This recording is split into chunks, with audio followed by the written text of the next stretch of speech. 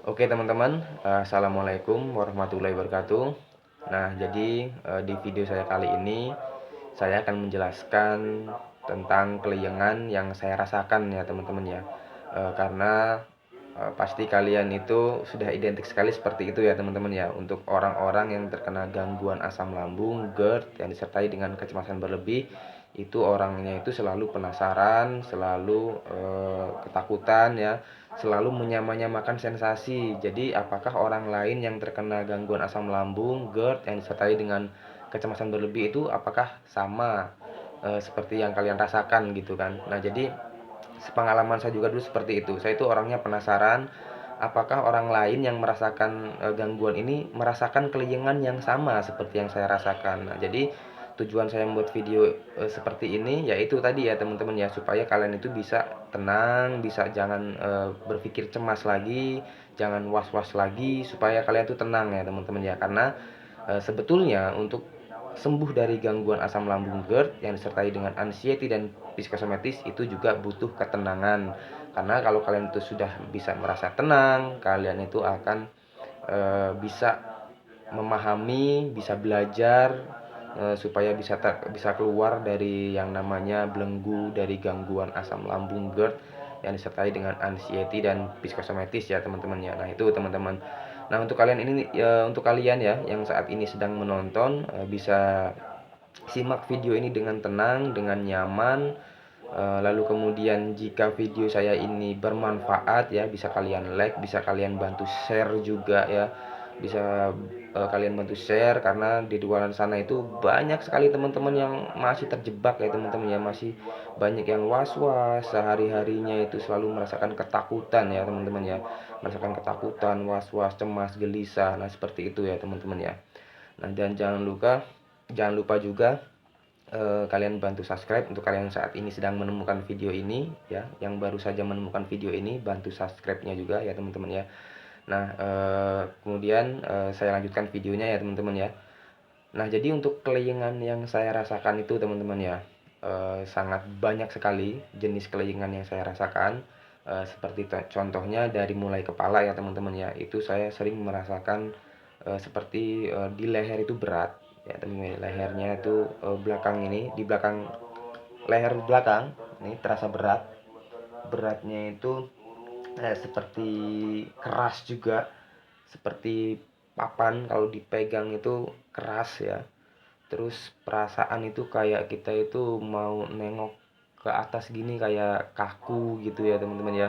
Terus kemudian di lehernya ini, di bagian pundak ini juga kadang-kadang nyeri-nyeri juga ya teman-teman ya, nyeri, kaku juga.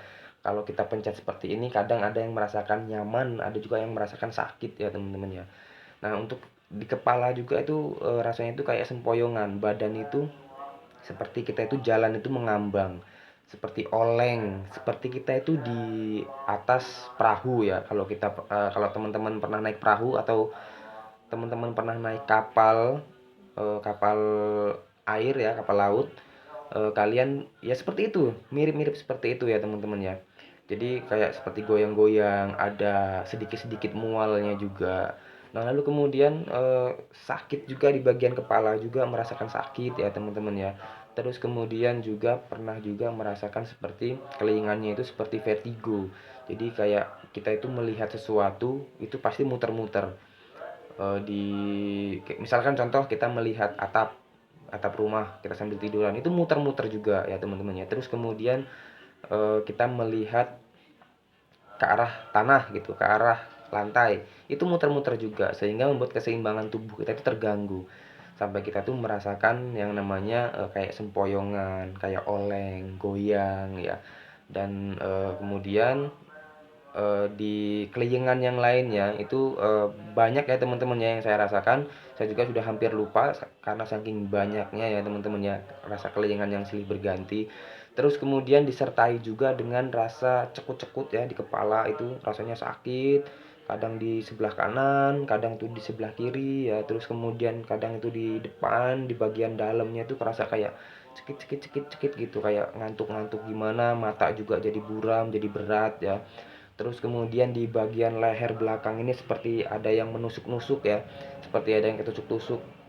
nyeri-nyeri gimana gitu ya. Tentu saja membuat saya juga dulu cemas ya teman-teman ya, ketika saya merasakan seperti itu.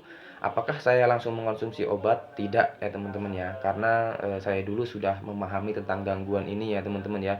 Karena semua sensasi yang kita rasakan itu berhubungan dengan pencernaan, dengan lambung kita, dengan kecemasan kita juga. Nah, jadi seperti itu ya teman-teman ya. Makanya untuk orang-orang yang terkena gangguan asam lambung yang sudah disertai dengan anxiety atau kecemasan berlebih, itu kelayangannya itu bervariasi banyak sekali ya teman-teman ya. Tapi gini ya teman-teman ya, kalau misalkan kalian itu sudah pernah periksa ke dokter, sudah beberapa kali dicek sama dokter dan hasilnya yang kalian alami itu adalah diagnosa dari dokter itu adalah gangguan asam lambung atau dispepsia, dispepsia organik, dispepsia fungsional ataupun gangguan pencernaan lah intinya.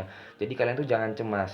Berarti yang kalian rasakan itu hanyalah dari gangguan asam lambung, GERD, psikosomatis atau kecemasan berlebih yang kalian rasakan. Nah, jadi seperti itu. Kalau kalian sudah memeriksakan diri ke dokter, jadi kalian jangan cemas lagi ya teman-teman ya. Nah, jadi pengalaman saya juga dulu seperti itu. Nah, jadi itu yang saya alami kelayangannya ya teman-teman ya.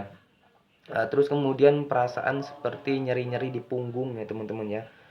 Di punggung itu juga merasakan kelayangan. Terus kadang-kadang terasa mual juga mengakibatkan kelayangan. Terus kemudian ketika saya telat makan juga mengakibatkan kelayangan. Terus kemudian saya terlalu banyak terkena angin juga kelayangan. Terus kemudian ketika perut saya kembung, begah, terus banyak gasnya, itu saya juga merasakan kelayangan. Terus kemudian apalagi teman-teman ya, masih banyak ya ketika saya kecapean, terus kurang tidur, terus kemudian kurang bergerak, kurang gizi, kurang minum, itu saya juga mengalami yang namanya kelayangan. Jadi penyebab kelayangan itu banyak sekali, tapi intinya itu adalah dari sistem pencernaan kita yang sudah membaik. Nanti kalau sistem pencernaan kita itu sudah membaik, sudah mulai normal, sudah mulai berkurang kelayangannya.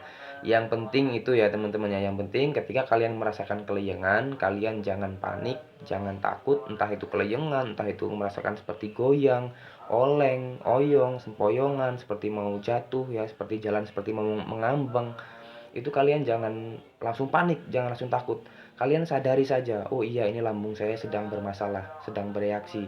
Makanya rasanya itu ke kepala gitu. Bahkan ada yang ke dada, ada yang sesak nafas ya, ada yang sampai cekik-cekik. Saya juga dulu seperti itu ya teman-teman ya, sesak nafas, cekik-cekik, kadang di kiri, kadang di kanan, kadang tembus sampai ke belakang, kadang sampai ke lengan kiri, sampai ke bawah ketiak, kadang dirusuk. Itu cekik-cekik, cenut-cenut, udah pokoknya banyak banget ya teman-teman ya. Tapi nanti untuk pembahasan cekik-cekik dada itu nanti saya bahas di video yang lainnya. Nah, jadi seperti itu teman-teman pengalaman saya ketika saya dulu terkena gangguan asam lambung dan merasakan kelayangan. Nah, jadi pesannya buat teman-teman ketika teman-teman itu merasakan kelayangan, merasakan sempoyongan, vertigo, oleng, goyang, badan seperti mengambang ya, seperti mau roboh, seperti mau jatuh ya.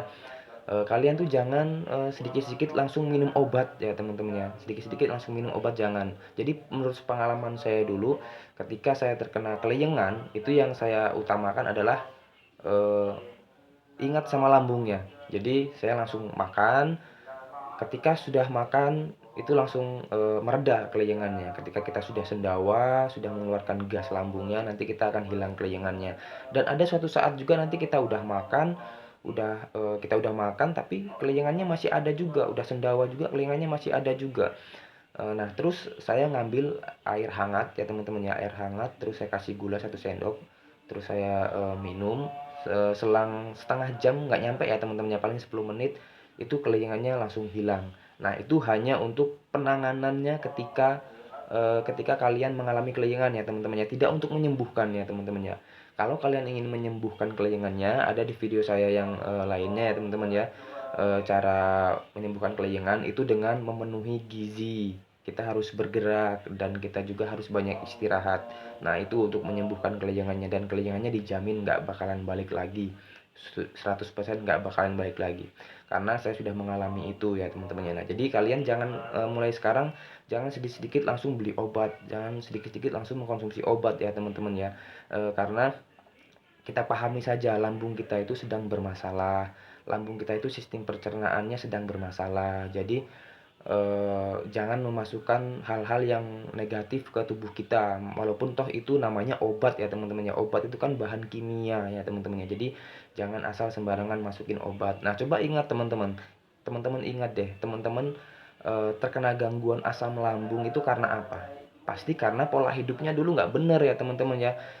Mungkin dulu teman-teman ketika belum terkena gangguan asam lambung dan kecemasan berlebih, teman-teman dulu mungkin pernah ngerasain yang namanya sakit kepala, sakit badan, atau ngerasa nggak nyaman di tubuhnya, teman-teman langsung beli obat, teman-teman langsung mengkonsumsi obat tanpa resep dokter. Jadinya yang terjadi apa teman-teman? Lambung kita rusak. Nah, itu adalah perbuatan dari diri kita sendiri ya teman-teman ya. Nah, jadi kita harus sadari ke sana. Jadi kalau kita mau sembuh, kita mau menghilangkan sensasi di badan, kita mau menyembuhkan tubuh kita harus sayangi tubuh kita ya teman-teman ya. Kita harus menjalankan polanya lagi dengan benar, sesuai dengan kodratnya manusia. Nah, jadi seperti itu teman-teman, makan yang teratur, istirahatnya juga cukup, olahraganya juga teratur, bergerak ya teman-teman ya, istirahatnya cukup. Nah, minum air putihnya yang banyak, penuhi gizinya, penuhi kebutuhan vitamin di tubuhnya. Nanti seiring berjalannya waktu pasti akan sembuh ya teman-teman ya. Mau separah apapun penyakit kalian, itu pasti bisa sembuh ya teman-teman ya. Kalau kalian itu bisa mengatur pola hidup. Jadi kalau untuk pola hidup itu udah mencakup semuanya ya teman-teman ya. Di pola hidup, pola hidup itu menurut saya sudah mencakup semuanya ya teman-teman ya. Sudah mencakup pola makan, sudah mencakup pola tidur, sudah mencakup istirahatnya, sudah mencakup pola olahraganya. Itu semuanya kan kita di kehidupan kita. Jadi saya rangkum itu menjadi pola hidup ya teman-teman ya. Nah, jadi seperti itu teman-teman. Nah, mudah-mudahan video seperti ini bermanfaat ya teman-teman ya. Jangan lupa di like ya teman-teman ya, di share pada orang banyak ya teman-teman ya, supaya kalian itu eh, bisa bermanfaat bagi orang lain juga ya teman-teman ya. Karena yang saya alami dulu seperti itu. Saya juga dulu pernah mengalami yang namanya gangguan asam lambung GERD, yang juga disertai dengan anxiety dan psikosomatis dengan puluhan sensasi yang gak nyaman banget ya teman-teman ya, dan akhirnya membuat saya tersiksa.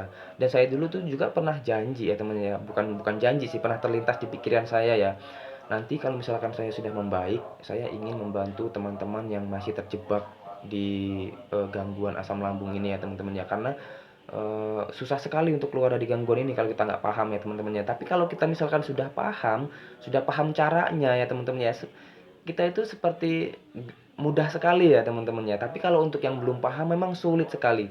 Tetapi itu semua butuh metode-metode dan nggak susah juga ya teman-teman ya. Jadi tetap semangat ya kalian teman-teman ya, yang kalian yang saat ini kalian tuh sedang berjuang, sedang bingung apakah gangguan yang kalian rasakan ini bakalan membaik atau enggak. Tapi tenang aja, itu bakalan membaik. Saya juga merasakan seperti itu dulu ya teman-teman ya. Iya nggak sih? Yang saya rasakan ini bisa membaik apa enggak sih? Rasanya seperti ini loh. Masa bisa membaik sih? Terus kalau bisa membaik, kapan membaiknya? Jadi saya juga dulu berpikirnya seperti itu. Nah, jadi tenang aja ya teman-teman ya. Seiring berjalannya waktu, kalau kalian tuh disiplin dengan melakukan pola-polanya, dengan melakukan memenuhi gizi, protein, mineral, cairan di tubuh kalian, terus kalian istirahatnya cukup, terus kemudian terus bergerak ya teman-teman ya.